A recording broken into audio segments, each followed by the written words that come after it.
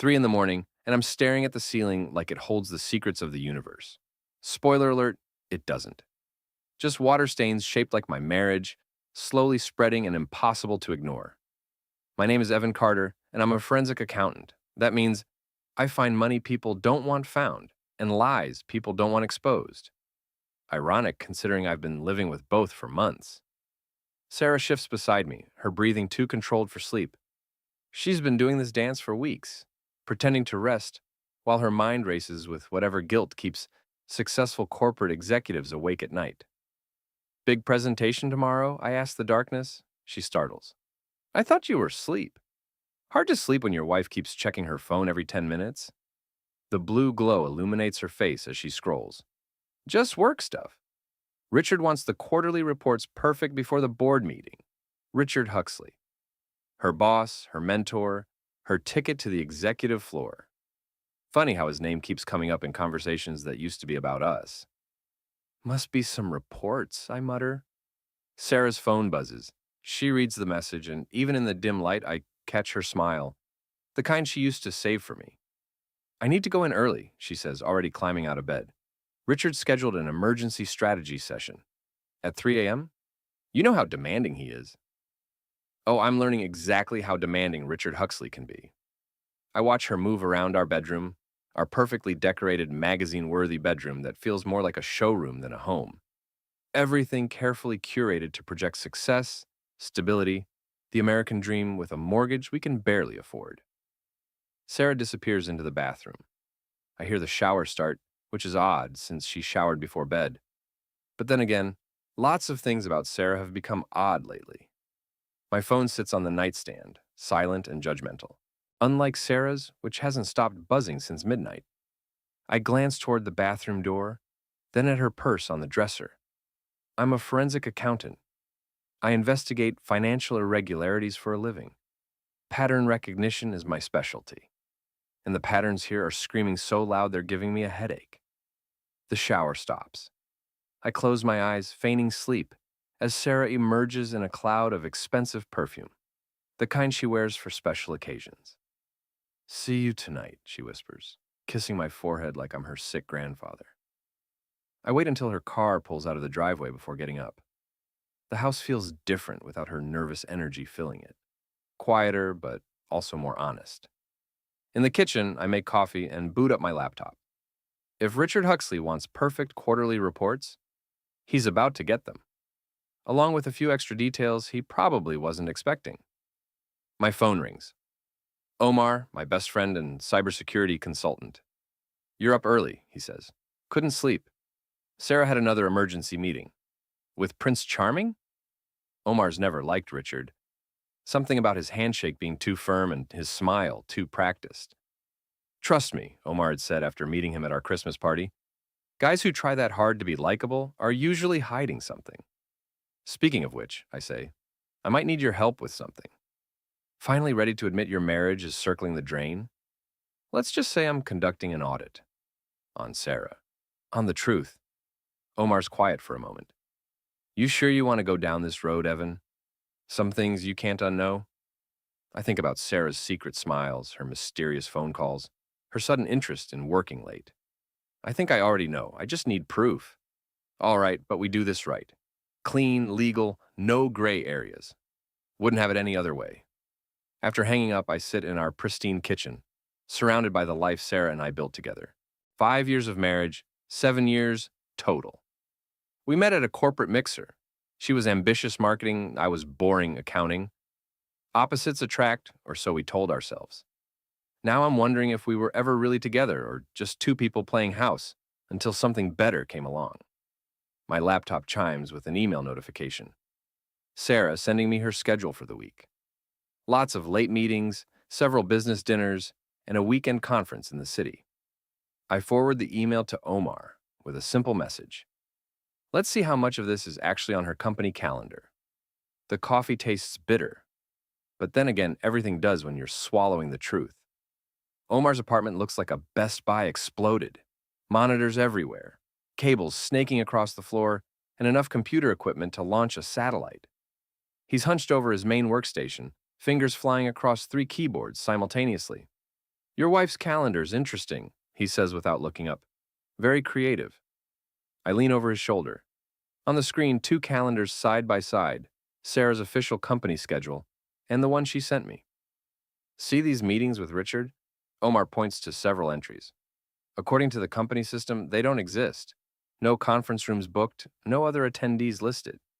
Maybe they're informal. Maybe. Omar clicks to another screen. But this weekend conference? The one that's supposedly mandatory. For all department heads? It was canceled 3 weeks ago. The coffee in my stomach turns to acid. What about the business dinners? Ah, those are real. Very real. Omar grins like he's about to deliver a punchline. Reservations for two, at the city's most romantic restaurants. Guess who's picking up the tab? Richard. Bingo. And not on the company card. I slump into Omar's spare chair, a beaten-up gaming seat that's seen better decades. So, it's official. Hold up, there's more. Omar's excitement is barely contained. Remember how you mentioned Sarah's been spending more money lately? New clothes, expensive dinners when you're not around? Yeah, well, her salary hasn't changed. But Richard's been very generous with company resources. Private car services, hotel rooms, even a jewelry purchase that was somehow classified as client relations. He's embezzling. That's where it gets interesting. Omar swivels his chair to face me. I did some digging into Huxley's background. The guy's got a pattern. 3 previous companies. Always leaves right before major financial discrepancies are discovered. And Sarah is either incredibly naive or actively helping him. I stare at the evidence on Omar's screens. Numbers don't lie, that's what I tell my clients. But seeing the mathematical proof of your wife's betrayal hits different than finding some random company's missing funds. There's something else, Omar says, his voice softer now. I hacked into the building's security system. Want to see the footage from last night's emergency meeting? I nod, not trusting my voice. The video is grainy but clear enough. Sarah and Richard in his office. But they're not looking at reports. They're looking at each other. His hands are in her hair, her arms around his neck. They move together like they've done this before, many times before. How long, I ask. Based on the patterns? At least 6 months. Maybe longer. 6 months. Half a year of lies, secret meetings, and me sleeping next to someone who stopped being my wife somewhere along the way. What's the play? Omar asks. I think about it. Sarah wants out of our marriage, that's obvious. But she wants to do it on her terms, probably waiting for Richard to leave his wife, or for a promotion that makes her financially independent. In the meantime, I'm the safety net, the stable husband who pays half the mortgage while she plays house with her boss. I need more information, I say finally, about Richard's finances, his pattern of behavior, everything. You thinking divorce court? I'm thinking bigger than that. Omar raises an eyebrow. Explain. Richard's embezzling company funds to finance his affair with my wife. Sarah's either complicit or willfully ignorant. Either way, they're both committing fraud. And I'm a forensic accountant who specializes in corporate fraud investigation. Omar's grin spreads across his face. Oh, this is going to be fun. It's going to be justice. Same thing, really. I spend the next 2 hours going through everything Omar's found. Credit card records, hotel receipts, restaurant bills, even flower deliveries to our house on days when I was traveling for work. Richard's been courting my wife with embezzled money, and she's been letting him. The worst part, some of the charges are from our anniversary weekend. While I was in Chicago auditing a manufacturing company, Richard took Sarah to the same restaurant where we had our first date. You okay? Omar asks, noticing my white knuckles. Just processing. Look, maybe we should... No. I stand up, decision made. We're going to expose both of them. But we're going to do it right. Methodically. Completely. What about Sarah? You going to confront her? I think about our conversation this morning, her lies delivered so smoothly. Not yet. Let her think she's winning. And Richard? Richard's about to learn that stealing money is one thing. Stealing someone's life is another entirely. Omar cracks his knuckles. Where do we start? With the paper trail. Every transaction, every meeting, every lie. We're going to build a case so airtight that when it comes out, there won't be any room for explanations or excuses. This could get messy. It's already messy. I'm just going to make it public. As I drive home, I think about the conversation I'll have with Sarah tonight. She'll ask about my day, I'll ask about hers. We'll both lie, but only one of us will know we're lying. For now, that's enough. The Riverside Country Club reeks of old money and older secrets. I'm here for my brother-in-law's birthday party, though celebration feels like the wrong word for anything involving Sarah's family. Marcus Webb, Sarah's older brother, holds court near the bar, regaling anyone within earshot about his latest real estate conquests. He's the kind of guy who measures success in square footage and judges everyone else's life choices accordingly. Evan! Marcus spots me across the room. There's my favorite bean counter. I hate that nickname. He knows I hate it. That's exactly why he uses it. Marcus, happy birthday. 38 and thriving, buddy. Just closed on another commercial property downtown. 7 figures. He claps me on the shoulder hard enough to spill my drink. How's the number crunching business? Can't complain. That's the spirit. Though I keep telling Sarah she could do better than... He stops mid-sentence, his attention caught by something over my shoulder. Well, well. Look who decided to grace us with his presence. I turn to see Richard Huxley walking into the club like he owns it. Which, given his embezzlement habits, he might actually think he does. Sarah appears at my side, having materialized from nowhere, with the timing that only comes from careful planning. Richard! She waves him over, her voice pitched higher than usual. I didn't know you were a member here. Just joined, Richard says, his smile practiced and predatory. Marcus recommended it during our lunch last week. My blood freezes. You two had lunch? Marcus grins. Dick and I have been discussing some investment opportunities. Guy's got serious vision. Dick? They're already using nicknames. What kind of investments? I ask, though I'm pretty sure I don't want to know the answer. Real estate development, Richard says. I've got some capital looking for the right opportunity. Capital. That's a fancy word for stolen money. Evan's not much of a risk taker, Sarah says, her tone apologetic. He prefers safer investments. The way she says it makes fiscal responsibility sound like a character flaw. Nothing wrong with playing it safe, Richard says, but his eyes suggest otherwise. Though sometimes the biggest risk is not taking any risks at all. He's looking directly at Sarah when he says it. Marcus laughs. That's what I keep telling him. Life's too short to count pennies when you could be making dollars. Some of us prefer to earn our money honestly, I say. The words hang in the air like smoke. Richard's smile tightens almost imperceptibly. Of course, he says, though I've found that opportunity rarely announces itself. Sometimes you have to create your own luck. Is that what you call it? Sarah steps between us. Why don't I get everyone drinks? Richard, you still prefer scotch? She knows his drink preference. Of course she does. As Sarah heads to the bar, Marcus pulls Richard aside to discuss their business plans. I'm left standing alone, watching my wife flirt with her lover, while my brother-in-law facilitates their affair without even knowing it. My phone buzzes. Omar. You at the country club thing? Unfortunately. Perfect. Check your email. Sent you something interesting about Prince Charming's membership application. I step onto the club's terrace and open Omar's email. It's a copy of Richard's membership application, complete with financial disclosure. The numbers don't add up. Richard's claiming assets that are either inflated or don't exist. His salary, while substantial, wouldn't support the lifestyle he's been funding. But if you add in the money he's been skimming from the company, interesting reading? I turn to find Richard behind me, 2 Scotch glasses in his hands. Just work stuff, I say, pocketing my phone. Sarah mentioned you're in accounting. He offers me one of the glasses. Must be fascinating, digging through other people's numbers. You'd be surprised what numbers can tell you about a person. Such as? I take a sip of the scotch. It's expensive. Probably costs more per bottle than I make in a week. Spending patterns, for instance. People think they can hide their behavior, but money always leaves a trail. Sounds like detective work. In a way, it is. I specialize in finding discrepancies, things that don't add up.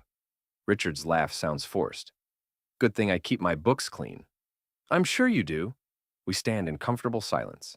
Two men who know exactly what the other is thinking but can't say it out loud, yet.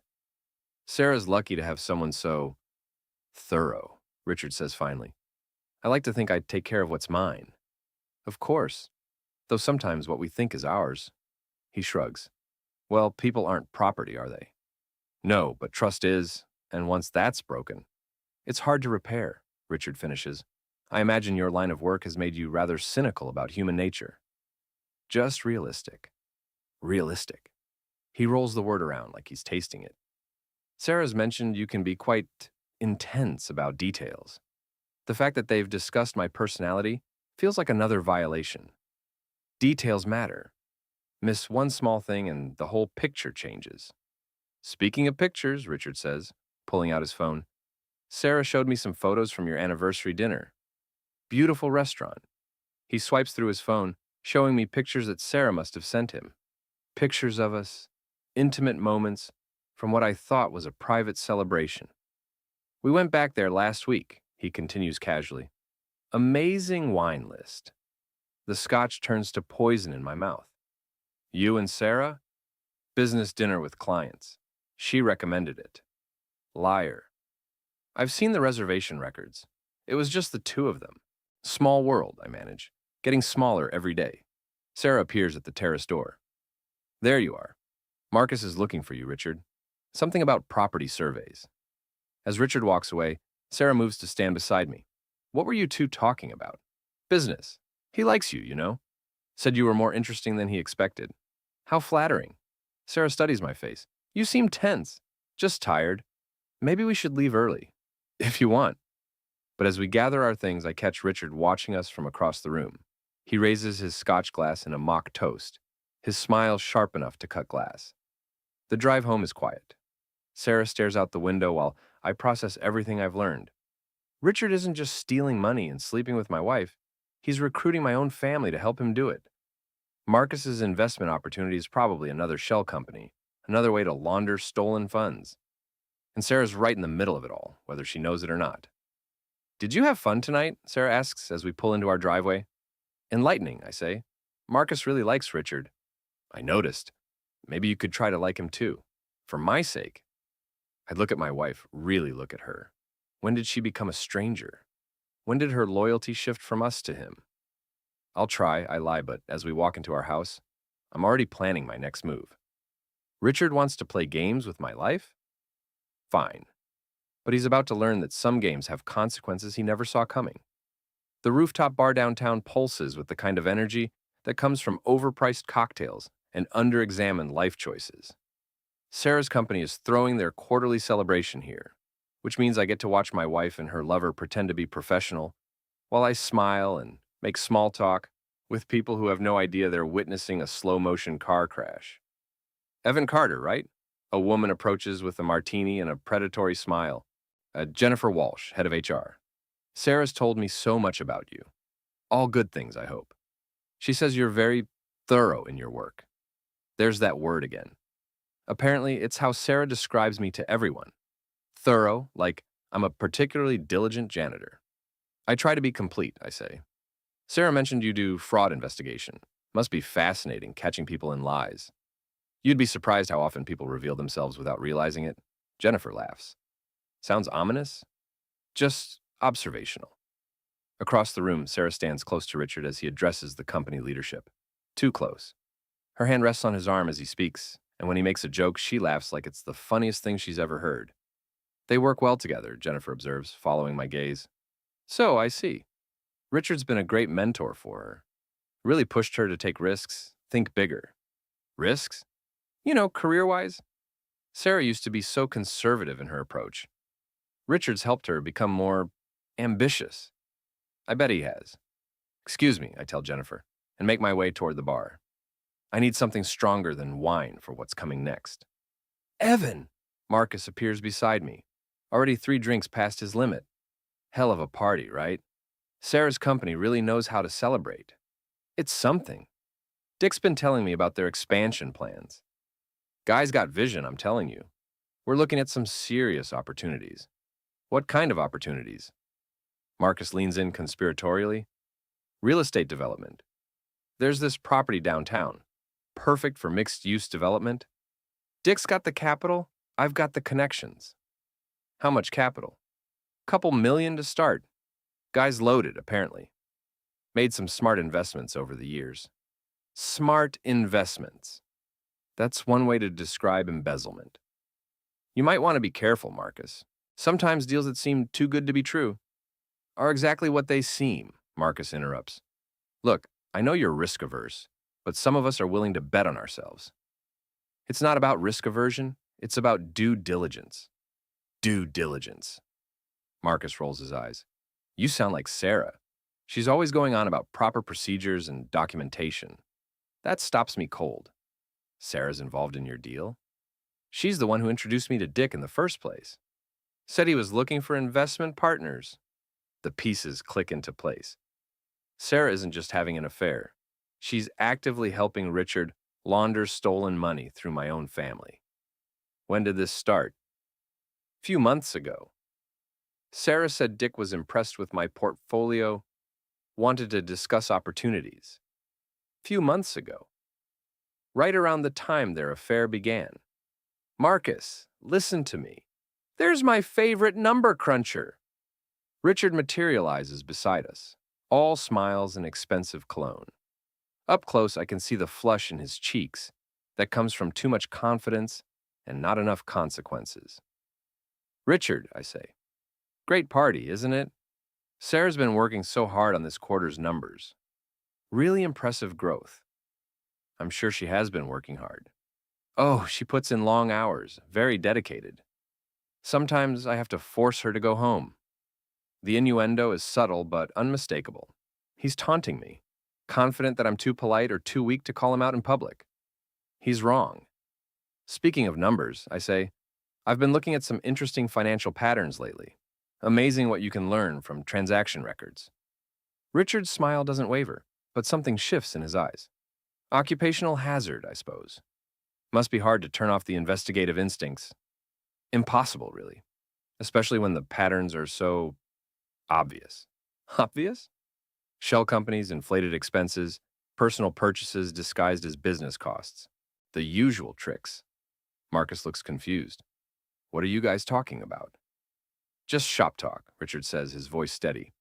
Evan's explaining how he catches financial irregularities. It's all about patience, I continue. Following the money trail, documenting everything. Building an airtight case before making any accusations. Sounds time-consuming. Worth it, though. Especially when the fraud is particularly personal.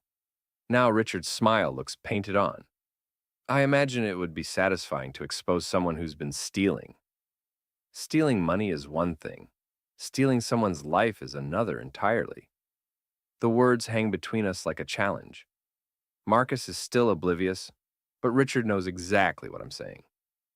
Gentlemen, Sarah appears at Richard's side, slightly breathless. What are you discussing so intensely? Your husband's been explaining his work, Richard says. Fascinating stuff. Oh, Evan loves talking about fraud investigations, Sarah says, her tone dismissive. Sometimes I think he sees conspiracies everywhere. Not conspiracies, I say, just patterns. People think they're being clever, but they always make mistakes, leave evidence. Evidence of what? Sarah asks. I look directly at Richard. Poor judgment. Misplaced trust. The belief that they're smarter than everyone else. Well, Sarah says with a forced laugh, let's hope you never have to investigate anyone we know. Actually, I say, pulling out my phone, that's exactly what I've been doing. I open my email and show them the screen. Financial records, transaction logs, hotel receipts, restaurant bills. 6 months of evidence documenting Richard's embezzlement and their affair.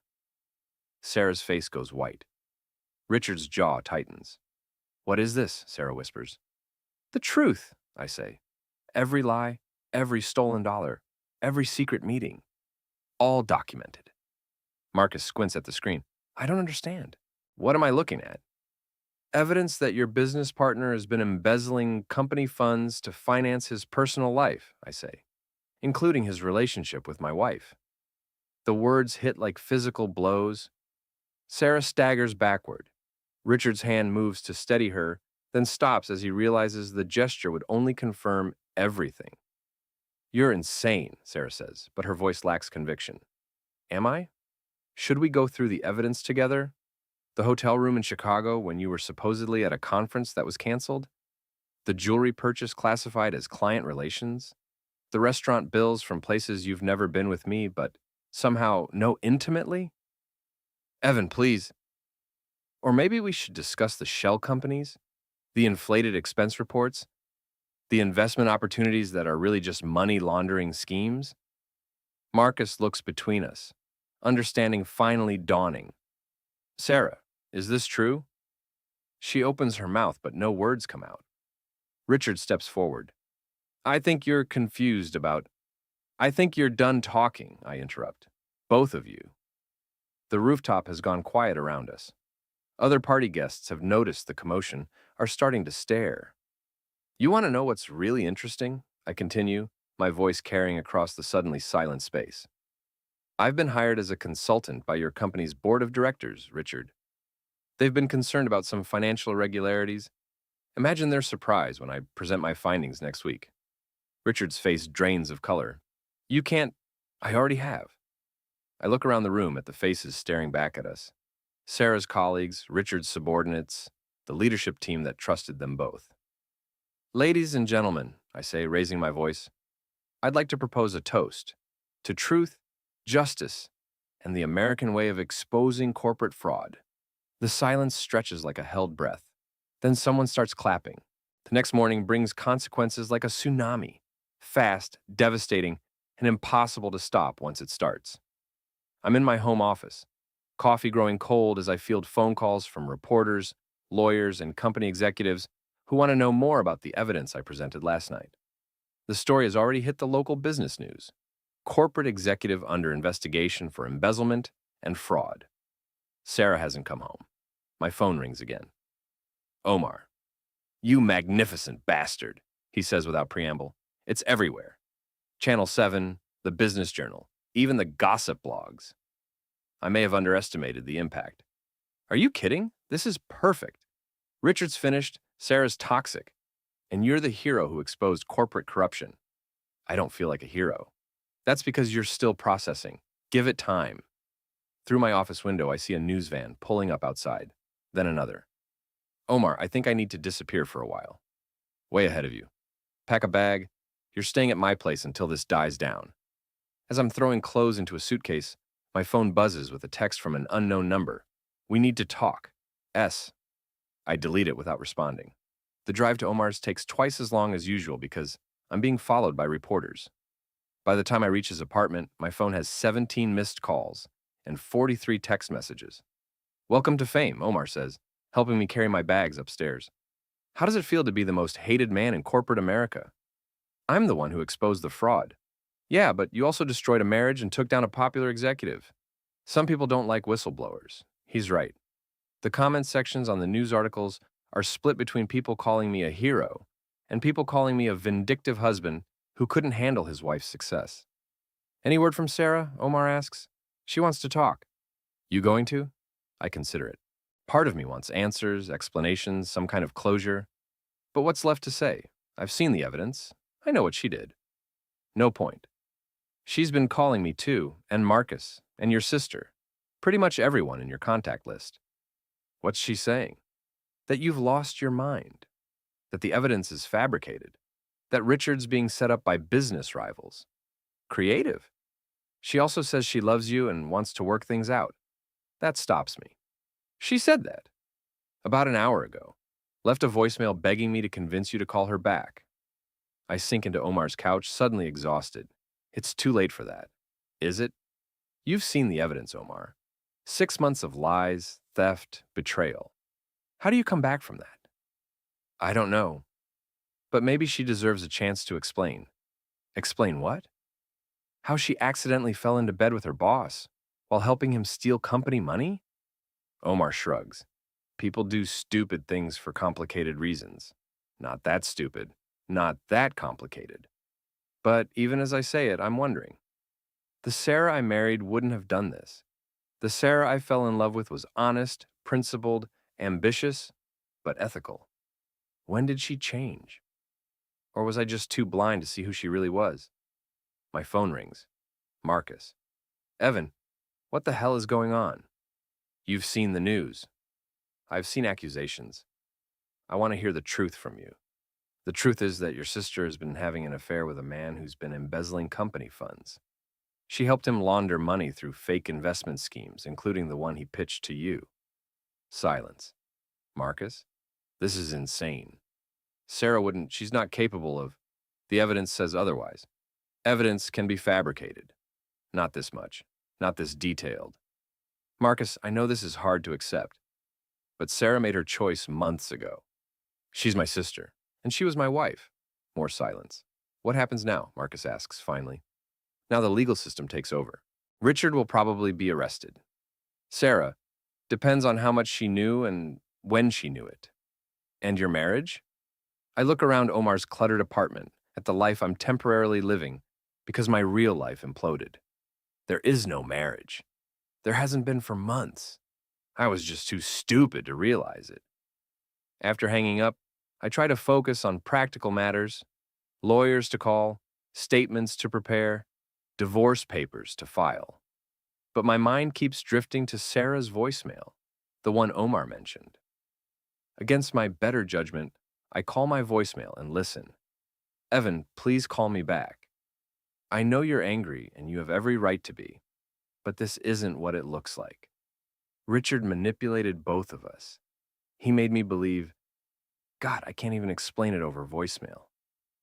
Please, just give me a chance to tell you everything. I love you. I know I screwed up, but I love you and I want to fix this. Please. Her voice breaks it.